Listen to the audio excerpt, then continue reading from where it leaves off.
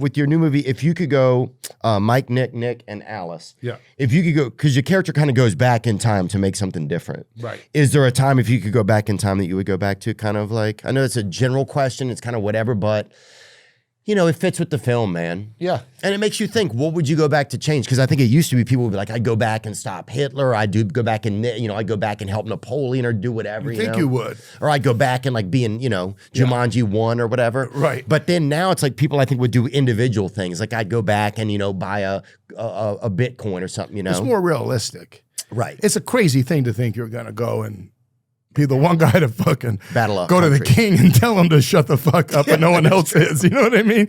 Like people are always like that. It makes me laugh, right? Yeah, I'd go do the, oh, would you have? Yeah. Maybe. Dude, I'll go back and tell him, yeah, obviously no one's walking up to the guy and saying, hey, Hitler, calm down, you know? I'll be the guy.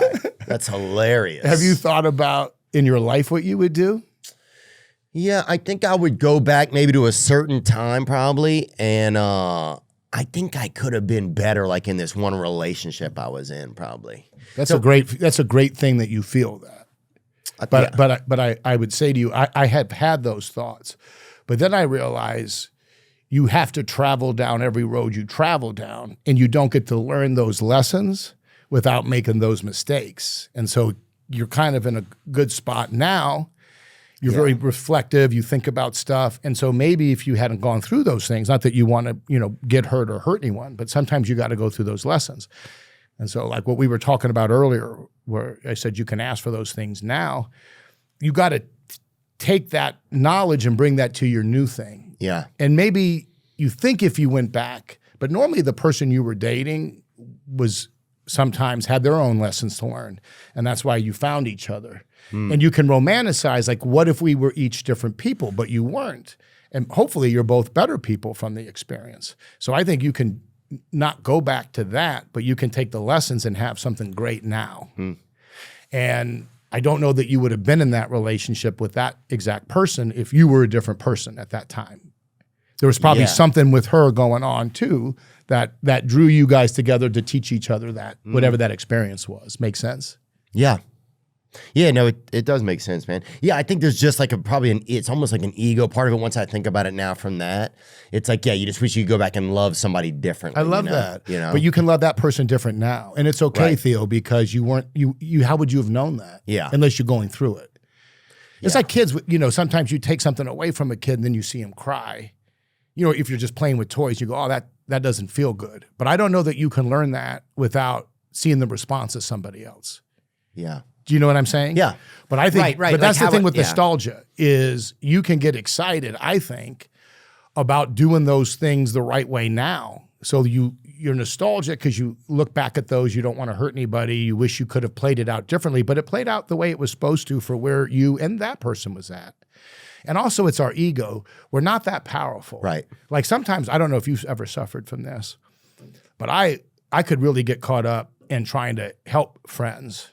And then I realized I use so much time and energy and I'm really not that powerful. Like I can't want them to change. In the same way that I probably had people try to help me and I wasn't ready to change.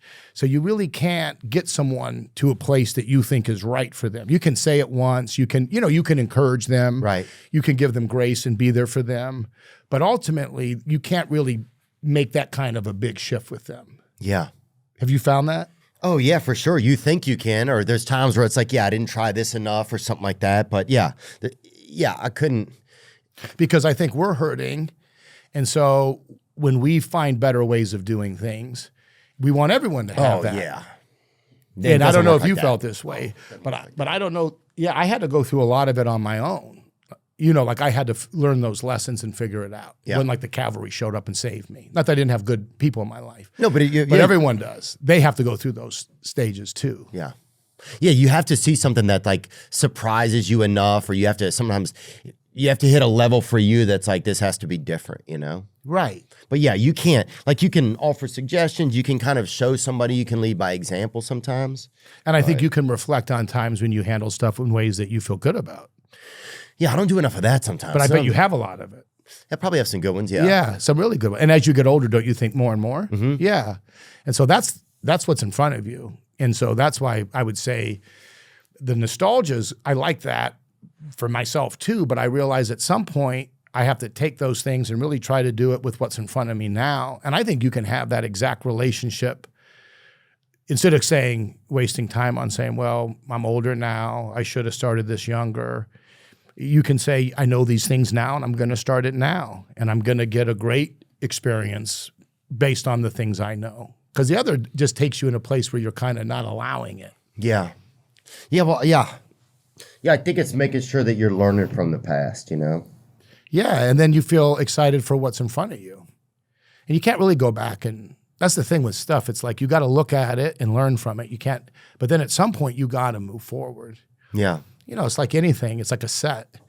What did I do right? What did I do wrong? What should I have done? But at some point you're good to move on and go to the next set. Because if you just dwell on that set, you can get stuck in it to the point where it's counterproductive. Yeah. Yeah. Do you have a process for that of dealing with? Oh, for sure. Yeah. Do you have a good process now that you feel good about? I think it's gotten better. Yeah. I think even having conversations like this are probably helpful, to be honest about it, you know? Same for me too. Having things that are like reminders and be like, yeah. And yeah. And I think you can take the things that you've done well at that in your professional life and apply those same principles to our personal life. Yeah. Or try to. But I don't know that I would go back to answer your question because, and I don't mean— But your character has to go if you back. would ask me 10 years ago, I would have said, oh, for sure. Because I'm not saying there's not things I didn't handle really bad. Yeah. Or things I regret. Of course there is. But I think I couldn't change those because I don't know that I would have come out as different or stronger or at least more thoughtful if I hadn't gone through those experiences. Yeah. You got to walk down every road, I think. So I like the idea that I could go back, but maybe you fuck up some other shit. Yeah, dude. Yeah, that's a good point. Oh, I think I just probably maybe would push the lesson till later. Yeah. If I still make some of the same mistakes.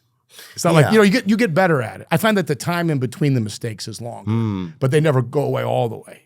And your reaction to them and giving yourself a little bit more grace. But yeah, and making sure you don't go down and making sure sometimes that you don't like maybe hurt other people as much, you know, or just like that You're very thoughtful. I bet you don't do that very often. You're more respectful of their feelings anyway. Yeah. Not like actually hurt somebody, but I know what you mean. Hurt doesn't mean physical necessarily. It means that you made someone feel unloved or unwanted or underappreciated. like a bruised banana or whatever. Yeah. But you know, there's also a thing with being funny and connecting.